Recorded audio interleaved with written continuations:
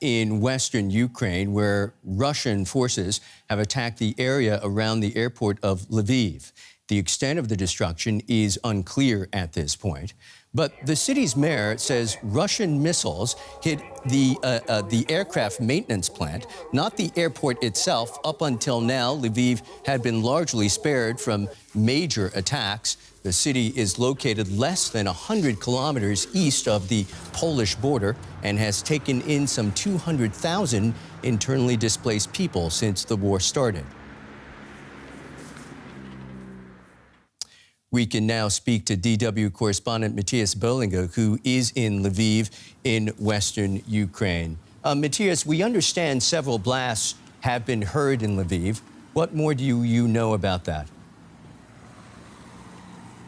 Yeah, as you have already said, these blasts were near the airport. Smoke was seen coming, rising from the airport area. However, it seems that the target was not the airport itself, but the maintenance and repair facility for planes, and that's in line with what we've seen in other parts of western Ukraine. Fighting on the ground has been largely limited to the eastern parts of the country. The southern and the northern, limited is a bad word because these are vast areas, but the west has so far not been threatened with invasion, but there have been airstrikes throughout the whole country, and they have been mostly targeting facilities that, for example, can be used by the Air Force, the Ukrainian Air Force, and so that's airports and also military bases and all kinds of strategic targets, and this maintenance facility where planes are repaired is in line with that. Is there any reason to doubt that it was in fact a Russian attack? Who else would damage a Ukrainian plane repair facility if it's not Russia? Ukraine would be shooting in its own foot.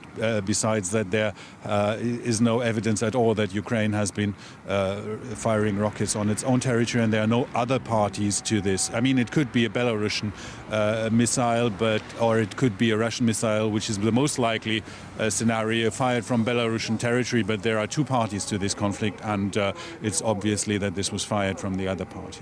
Matthias, how safe is it in Lviv now?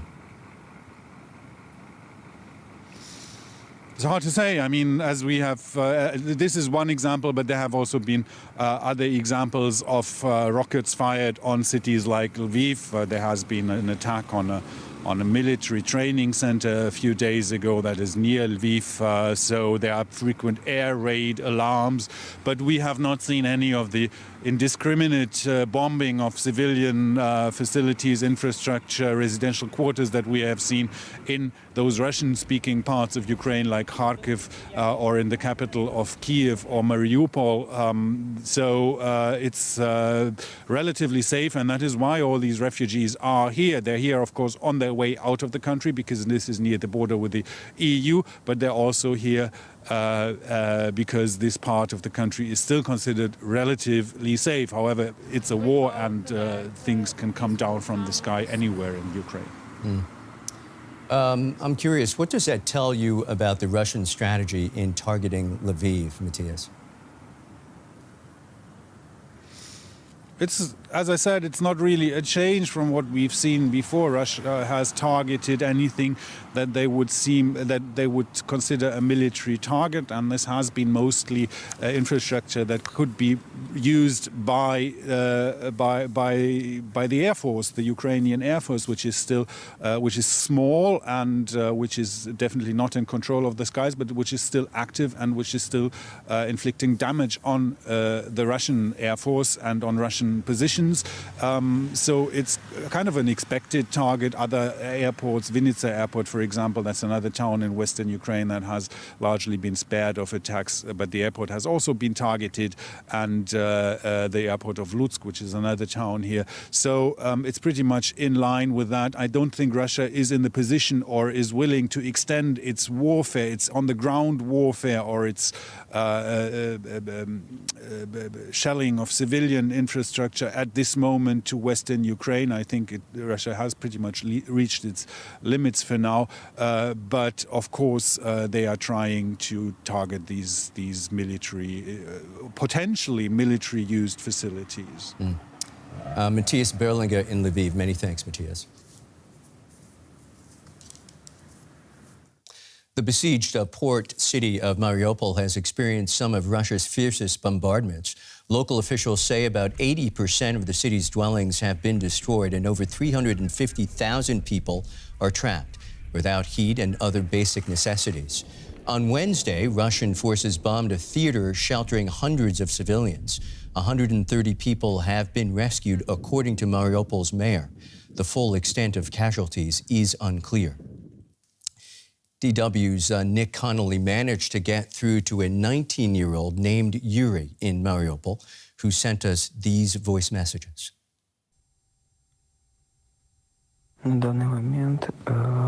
Right now, I hear planes. I hear shooting every 5 or 10 minutes. The sound of fighting never goes away.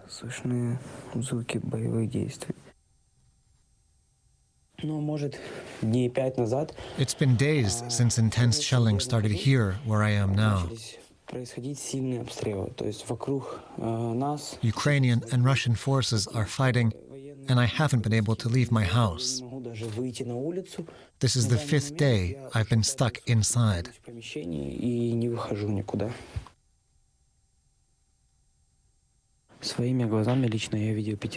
I've seen people dead on the streets with my own eyes.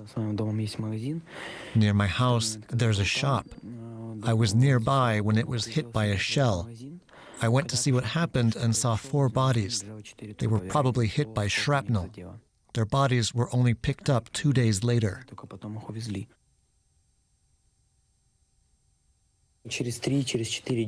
3 or 4 days after war began, people started running out of food. The shops were shut, and people started raiding shops that had been damaged by shelling in search of food. Another 3 or 4 days later, people were so hungry that they started breaking into shops that had stayed undamaged because they needed to eat.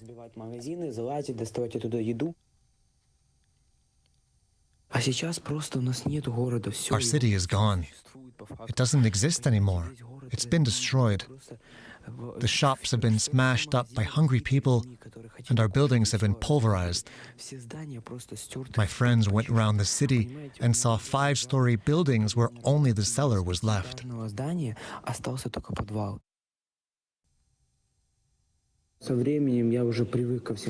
Over time, you get used to all the explosions. You're not really scared anymore. When something hits nearby, I've stopped running into the cellar. It just becomes normal. I get stressed when there's no internet, and I can't reach my relatives or my girlfriend, who already managed to get to Germany. All I think about is when I'll be able to get out of here and see her. The explosions and the shooting aren't as scary anymore as losing touch with the people you love.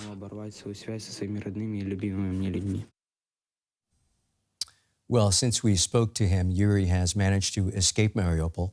Many others have been less fortunate, with attempts to organize reliable evacuation corridors failing as Ukraine accuses Russia of ignoring its ceasefire commitments. We're joined now by Yevheniia Kravchuk. She's a Ukrainian MP and a member of President Zelensky's Servant of the People Party. Welcome to DW. We really appreciate your joining us. You and your country have now endured more than 3 weeks of war. Let me begin by asking you how you're doing personally. Well, I'm doing as every MP is doing. I'm doing my job. I'm working as MP because the parliament has been gathering for a few times since this full-scale war started. Also, I'm part of, we call this Women Diplomatic Battalion, and I've just returned from Strasbourg, where we had meetings in European Parliament and Council of Europe. And actually, Council of Europe expelled Russia from membership, and it's the first international organization that had the courage to exclude Russia from the membership. My husband is fighting, and my daughter is sleeping in the basement and then learning in online school next day. So it's the same thing as all other people experiencing. Of course, those who are in Kharkiv and Mariupol, they experience a lot more because they don't have food, water, electricity, but they do still have hope. That we will get a proper support to end this war of aggression and terrorism, because it's simply terrorism what Putin does. You mentioned the fact that your husband is fighting. Do you talk to him on a daily basis? Yes, we do talk on a daily basis. And he's doing fine? Yes, he's okay. He's alive. Let me ask you this. The mayor of Lviv today said that Russia attacked the city's airport area. Lviv is in the west of Ukraine, and many Ukrainians have fled there from other parts of the country. Do you expect Russia to target the West more? We expect that Russia could target more if they do not, have any going on the ground. Because as you see, they've stopped in going into the Kiev. They don't have ammunition. They have people enough to seize Kiev. So right now they are targeting civilians more and more. Trying to get airport in Lviv, it's something that we've seen from the very first day of this war. But also an hour ago, a civilian neighborhood in Kiev was targeted. There was no war facilities over there. It just people living in high-stored houses. Russians do not probably have the proper number of missiles to cover the whole residential areas of Ukraine, but they would do it just to scare people and they certainly, to give people the idea have, that there is no safe place. Yeah, and they certainly have many troops to do that. I wonder, as you continue to endure this war, whether you feel that your country is getting enough help from European countries.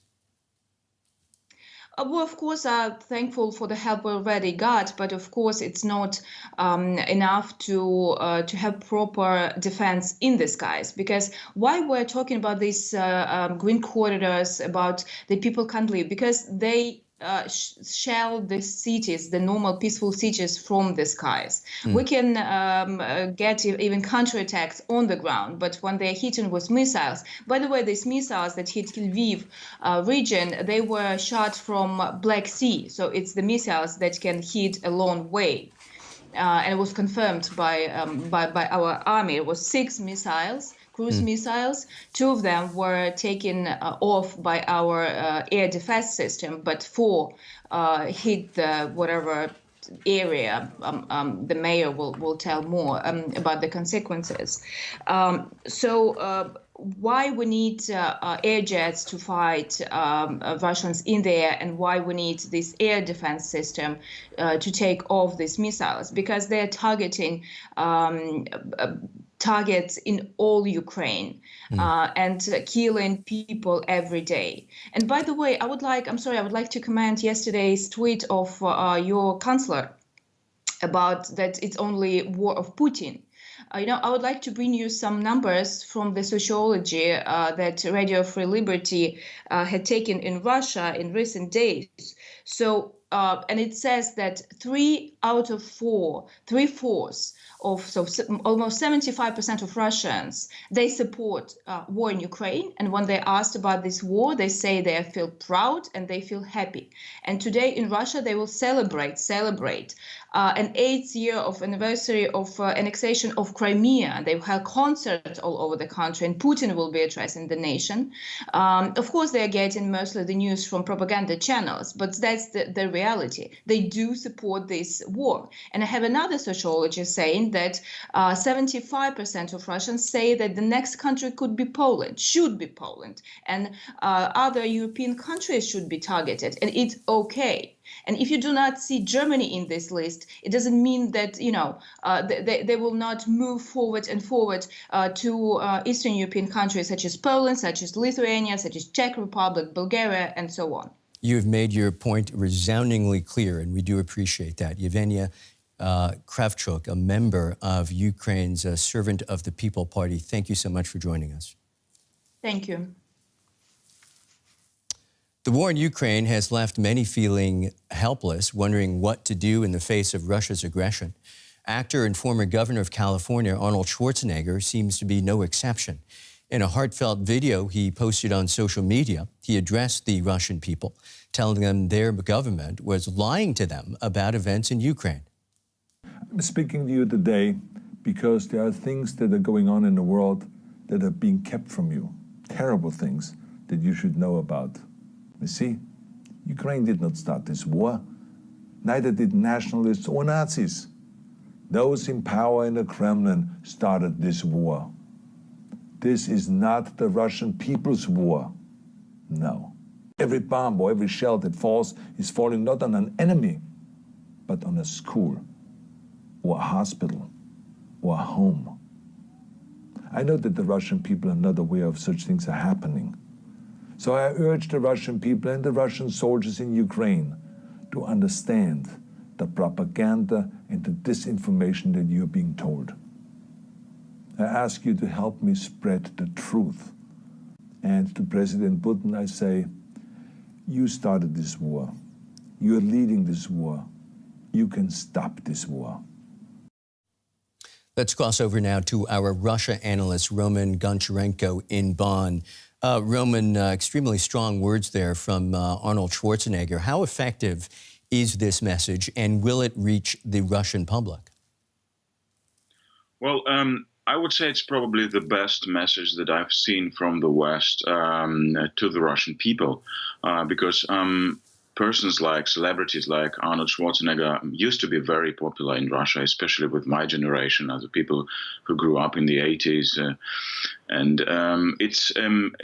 It's difficult to estimate how this will resonate, because Russians have a very limited access to social networks, Western social networks like Twitter or Facebook.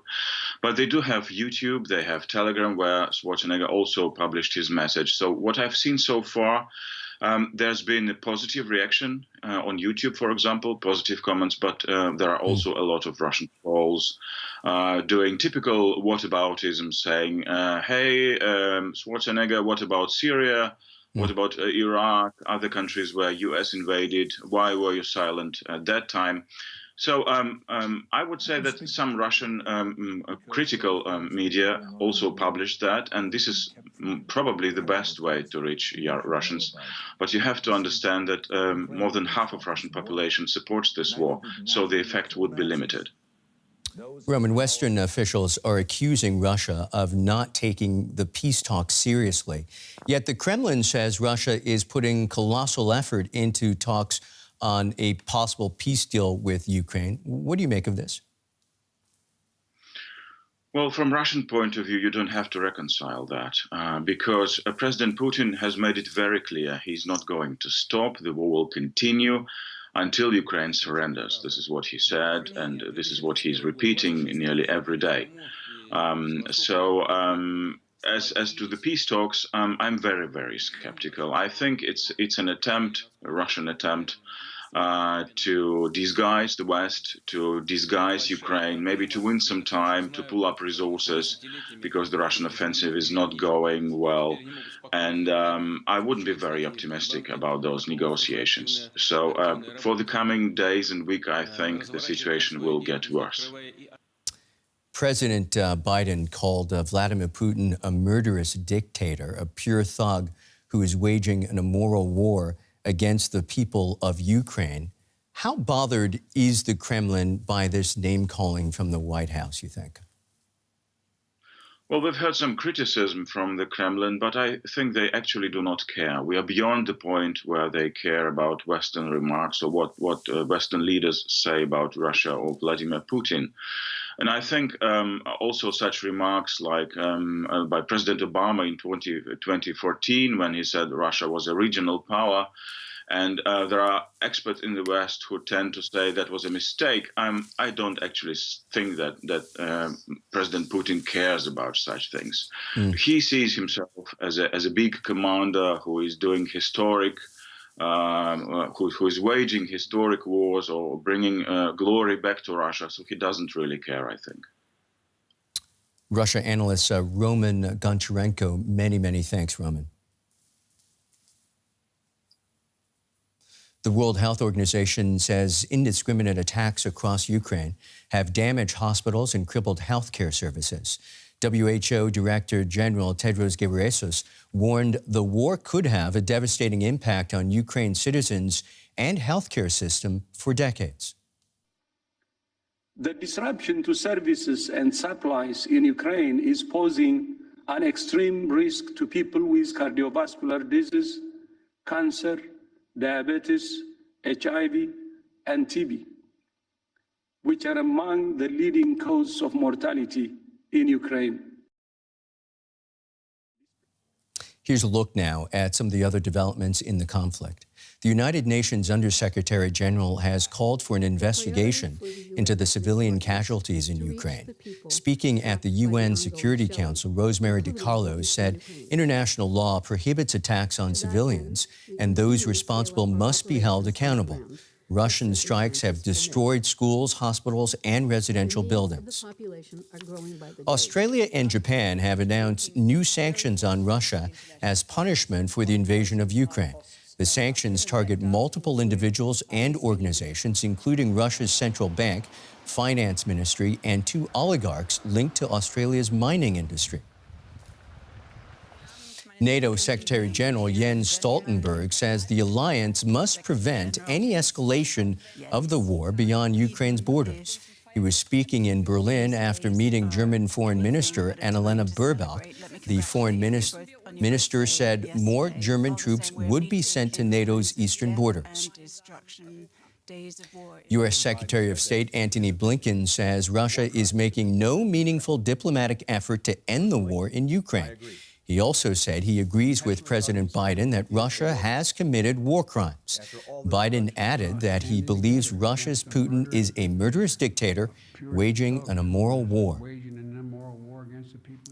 Meanwhile, NATO has been conducting a massive military drill in Norway. The alliance says the maneuvers are designed to test troops' readiness for combat in cold conditions. Some 30,000 soldiers from 27 countries are involved. DW's Jack Pyrick reports from Camp Rena in Norway.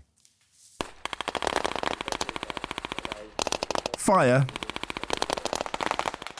and maneuver. 2,500 French, Polish, Spanish and Portuguese soldiers taking part in this NATO exercise called Brilliant Jump. The soldiers told us the invasion of Ukraine has bolstered their determination to defend their countries. This exercise, we actually can see that we are a solid group. We are working like one organism, and if we are together, we will find a way. These drills have been in planning for 2 years. They're using the cold conditions in Norway to train artillery, infantry and specialists who can deal with chemical and biological attacks, checking interoperability between countries. These are the sounds and the sights of war, but this isn't war. This is training, drills, practice. Right now, the NATO military alliance has no plans to send troops like these into the very real theatre of war in Ukraine. These troops are on a 5-day notice to deploy, but currently only within NATO's borders.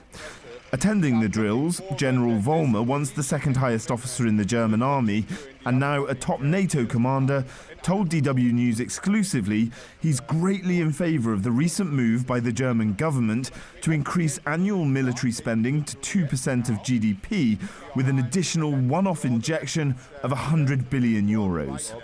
Our neighbouring countries are counting on Germany, and with this announcement and with the will now to rebuild forces, reinforce them again, That is a strong statement. And of course, from a military perspective, and as a NATO commander, I'm counting on Germany that they will rebuild capabilities they gave away many years ago.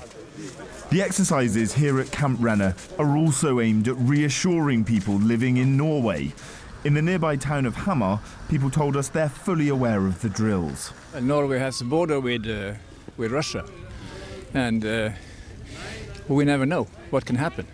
So I think it's also a lot of fear in Norway. What can happen? We don't know. NATO will protect us, and I think Ukraine would have it better if they were in NATO now. I'm afraid of that because I think we have to work people to people in peace process and not the military.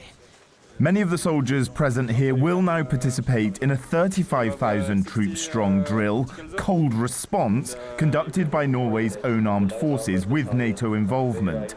The commanders say these exercises aren't designed as warnings for Russia, only to prepare defensively.